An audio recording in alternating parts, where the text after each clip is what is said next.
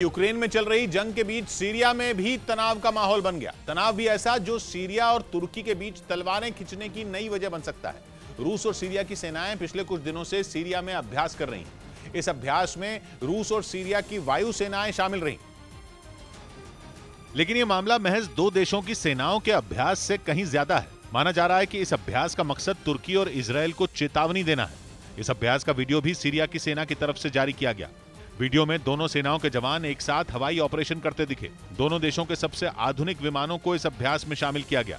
हजारों फीट की ऊंचाई से पैराट्रूपर छलांग लगाते भी देखे गए।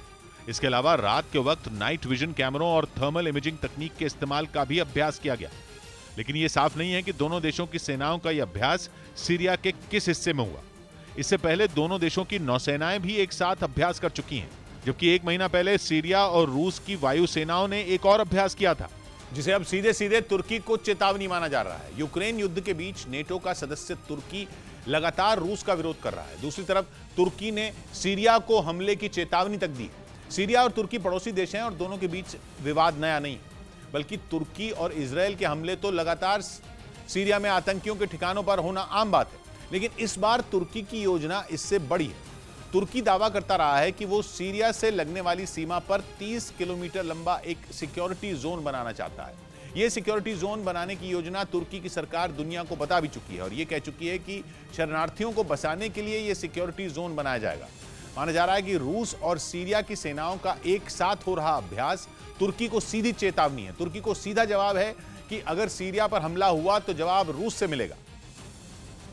इसके अलावा यूक्रेन जंग पर चल रही खेमेबंदी भी इसकी बड़ी वजह है, क्योंकि सीरिया और रूस की दोस्ती ऐसी है जिस पर पूरे यूक्रेन युद्ध के दौरान आंच नहीं आई। सीरिया की मौजूदा सरकार पुतिन की समर्थक है। दूसरी तरफ तुर्की की भूमिका यूक्रेन की जंग में काफी अलग है। स्वीडन और फिनलैंड को नेटो की सदस्यता दिलाने के लिए भी तुर्की की भूमिका अहम साबित हो सकती है। माना जा रहा है कि पुतिन इस वक्त तुर्की पर दबाव बनाकर उसे झुकाना चाहते हैं, ऐसा मोलभाव करना चाहते हैं जिसके तहत वो फिनलैंड और स्वीडन की नेटो मेंबरशिप में अड़ंगा लगा दे।